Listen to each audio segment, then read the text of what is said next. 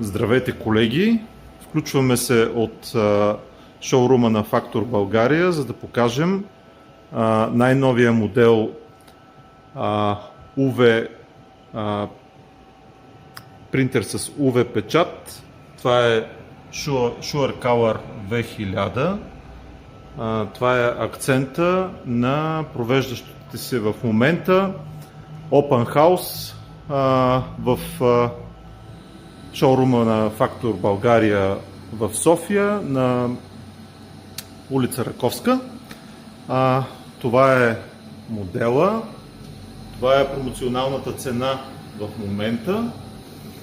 За възможностите на машината естествено ще разкаже Георги Чакъров. След това ще видим и мостри.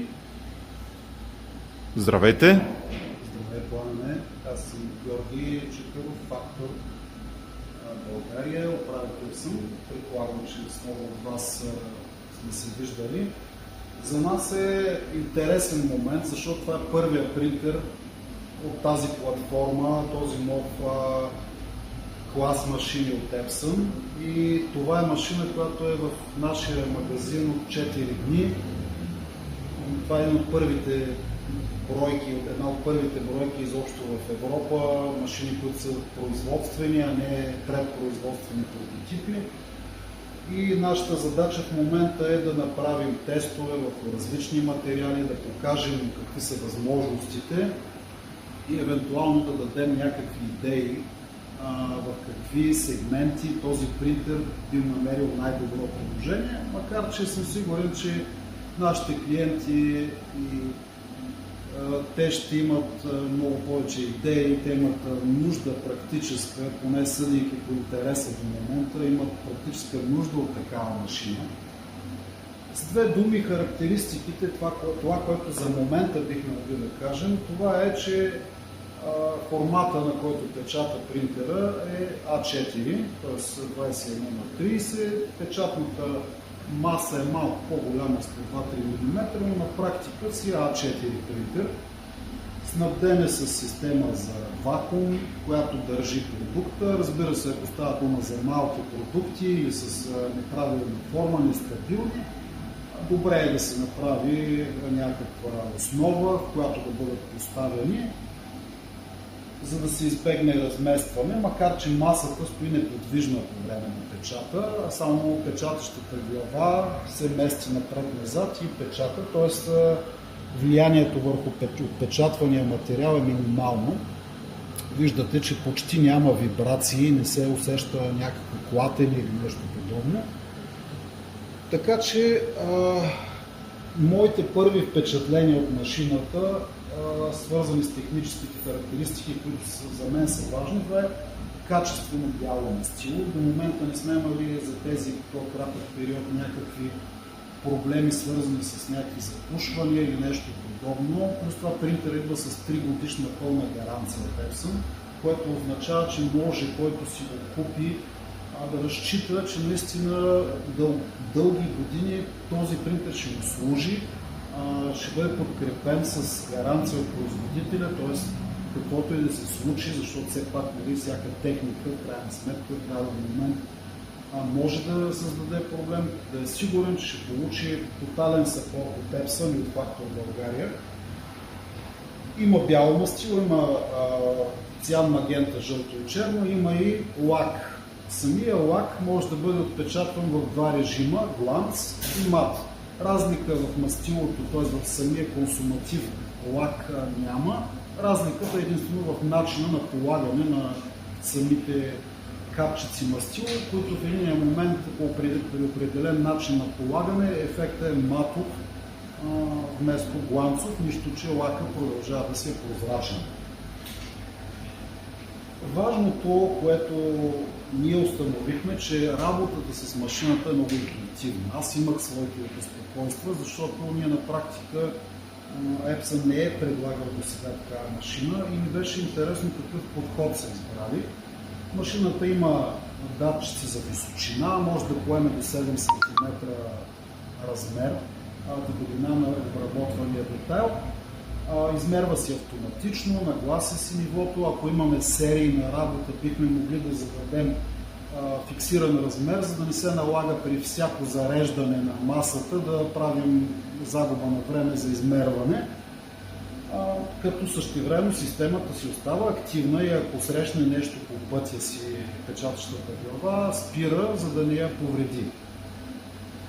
Софтуера, който върви с машината, е RIP, който Epson предлага, този Edge Print, и той си има много интуитивно управление. Има избор дали печатаме, да кажем, само един слой, т.е.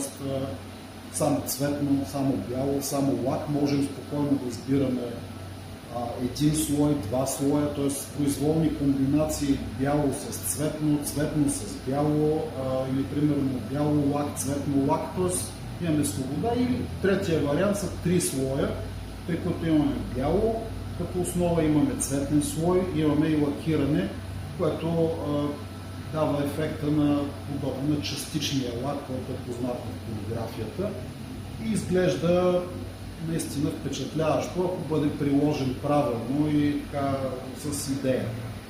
Определянето на слоевете бяло и лак става с задаване на спот канал в Photoshop за белия и за лаковия слой, или когато работим с илюстратор, задаваме спот цвят, който е кръстен по специален начин.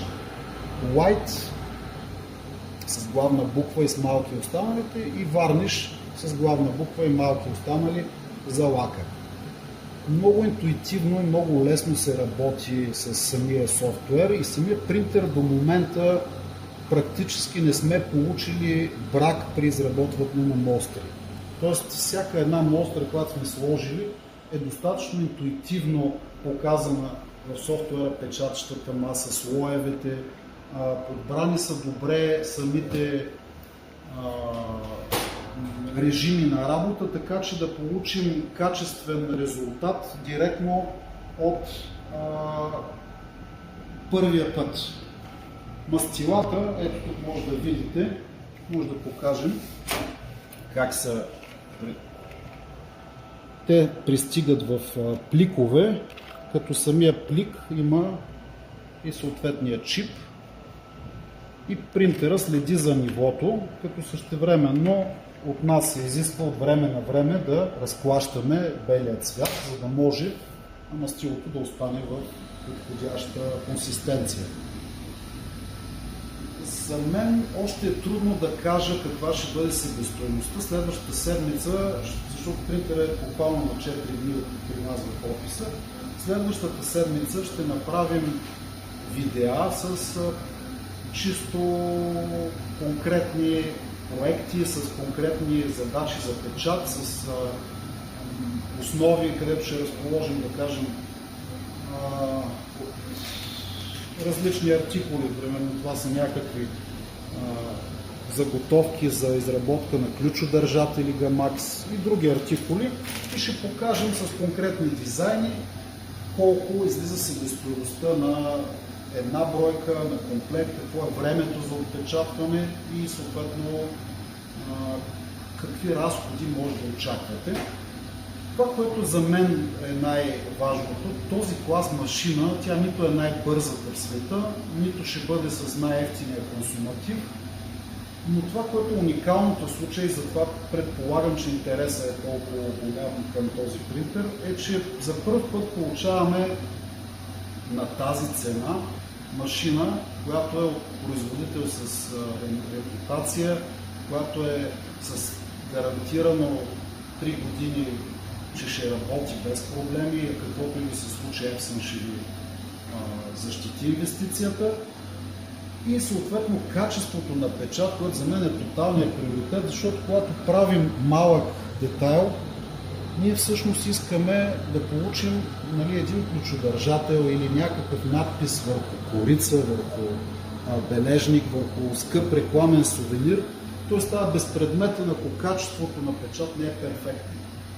И след малко предлагам да покажеш мострите, но финално от мен е това. Очаквайте следващата седмица няколко конкретни видеа с време и с разходи за печат за различни типични приложения.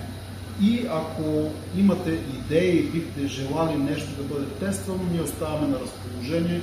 Може да дойдете, може да ни изпратите ваши продукти, ваши файлове, да ви направим тест и да ви кажем дали е подходящ принтера за вашата работа.